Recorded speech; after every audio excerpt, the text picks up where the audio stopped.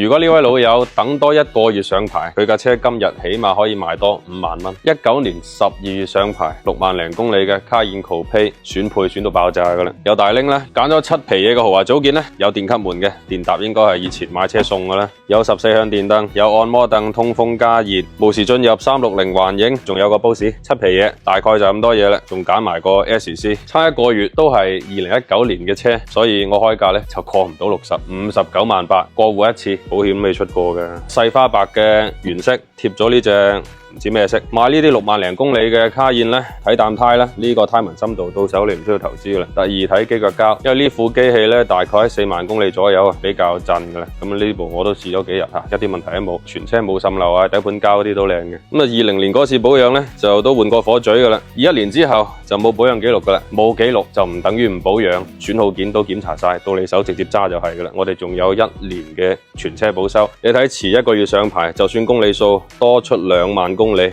都仲可以賣我一樣嘅價錢。所以4S店銷售年底買車催你上牌咧，幾大你都要頂住。不過買二手車就唔緊要啦，冇人睇你幾時過戶噶嘛。揀部隔1個月本證爭1年嘅車，係咪可以幫你慳好多咧？